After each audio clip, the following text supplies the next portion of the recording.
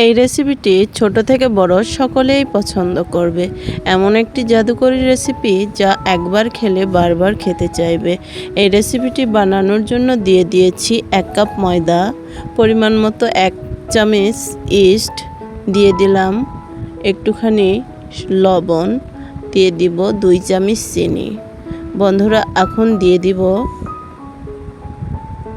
1 বাটি মিষ্টি দই। এই দইটি দেওয়ার কারণে এই রেসিপিটি খেতে এতটাই সুস্বাদু হয়ে থাকে যা বলে বোঝাতে পারবো না।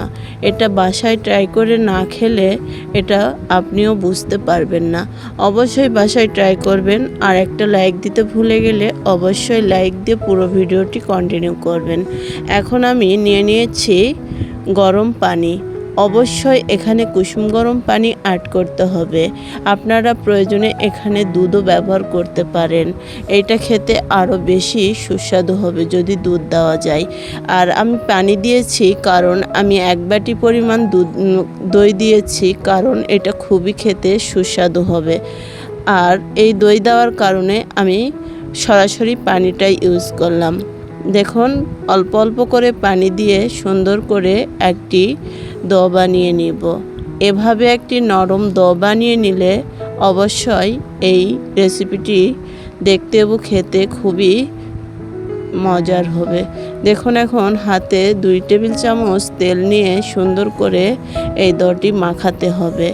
হাতে তেল নিলে এই ডোটি একদমই হাতে লাগার সম্ভাবনা থাকে না।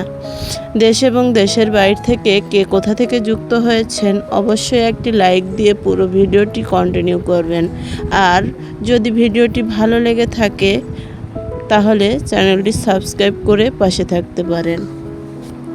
এখন আমি পিঠাটি বানানোর জন্য আমি পিঠার শেপ দিয়ে নেব। এই পুরা পিঠার শেপটি 4টি বলে করে নিব। দেখতেই পাচ্ছেন, হাতে ছোট ছোট বল করে 4টি বল করিয়ে নিব। এভাবে বল দিতে গেলে অবশ্যই হাতে তেল ভরিয়ে নেবেন, তাছাড়া এই বলটি হাতের সাথে একদম লেগে যাবে। আর একবারে আমি ফ্রাই প্যানে দিয়ে দিচ্ছি, কারণ এই ফ্রাই প্যানে বসিয়ে দিলে গরম হওয়ার পর একা থেকেই এটা উঠে আসবে। বন্ধুরা, অবশ্যই পুরো ভিডিওটির সঙ্গে থাকবেন। আর আমার চ্যানেলটি যদি সাবস্ক্রাইব করা থাকে অসংখ্য ধন্যবাদ, আর যদি না থাকে করে পাশে থাকবেন। এই যে আমি 4টি শেপ দিয়ে সুন্দর করে 4টি পিঠার শেপ দিয়ে নিয়েছি। এই নাস্তাটি আপনারা সকালে কিংবা বিকেলের নাস্তায় অবশ্যই খেতে পারেন। চায়ের সাথে এটা খেতে খুবই দুর্দান্ত লেগে থাকে। এভাবে চুলার আঁচ মিডিয়াম আঁচে রেখে এইটা করতে গেলে চুপসে যাবে। এইটা অবশ্যই হাই হিটে দিয়ে ভেজে নিতে হবে। দেখুন, আমি দমে রাখলাম, আস্তে আস্তে ফুলতেছে। দেখুন, নাস্তাগুলো একা থেকেই খুব সুন্দর ফুলে যাচ্ছে। আবারও খুলে একটু দেখে নিলাম, আর একটু করে সাদা তেল সাইড দিয়ে নিলাম, কারণ তেলটা দিলে খেতে এবং দেখতে দুইটাই সুন্দর দেখাবে। এখন সুন্দর করে এই পিঠাগুলো আবারও ঢাকা দিয়ে দিব। দেখুন, আস্তে আস্তে ফুলে উঠতেছে।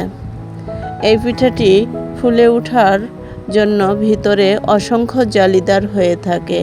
এই যে দেখুন কত সুন্দর ফুলে ডাবল হয়ে গিয়েছে। এখন এটা একটু আঁচটা সরিয়ে দিব, কারণ যে পাশে বেশি আঁচ লাগে সেই পাশটা অপর সাইডে দিয়ে আবারও এইটা আমি উল্টিয়ে দিব। দেখুন, এক পাশ একটু আঁচিয়ে যাওয়ার মতো হয়েছে। কত সুন্দর একটি লোভনীয় কালার এসেছে। এভাবে উল্টিয়ে দিব সবগুলো পিঠায়। এই পিঠাটি খেতে খুবই স্বাদ লাগে, আর ছোট থেকে বড় সকলেই এইটা পছন্দ করে। আপনারা চাইলে বাচ্চাদের টিফিনেও এই নাস্তাটি দিতে পারেন। এভাবে অবশ্যই নাস্তা বানিয়ে বাচ্চাদের টিফিনে দিলে বাচ্চারাও প্রতিদিনই বলবে আবারও বানিয়ে দাও। এইভাবেই সবগুলো পিঠা উল্টিয়ে আবারও আমি কিছুক্ষণ সুন্দর করে এক পাশ করিয়ে নেব। দেখতেই পাচ্ছেন এই যে দেখুন অপর পৃষ্ঠও খুব সুন্দর একটি কালার এসেছে। দেখুন এই যে এই দুটা পিঠার আরও দুর্দান্ত কালার এসেছে। পিঠাগুলো দেখতে একদমই লোভনীয় হয়েছে। এভাবে পিঠা বানিয়ে সকলের মন জয় করে নেবেন। এরকম সহজ সরল রেসিপি পেতে অবশ্যই চ্যানেলটি সাবস্ক্রাইব করলে ভালো হবে। এবং এই যে দেখুন ফাইনাল লুকটা কত সুন্দর দেখাচ্ছে। এই পিঠাটি ভেঙে দেখাচ্ছি কতটা সুন্দর হয়েছে। দেখুন এতটা স্পঞ্জি হয়েছে। এখানেই শেষ করব। আবারও আসব আরেকটি রেসিপি নিয়ে। সুস্থ থাকবেন, ভালো থাকবেন এবং নাস্তাটি বাসার সকলকে বানিয়ে খাওয়াবেন। এখানেই শেষ করছি। আসসালামু আলাইকুম।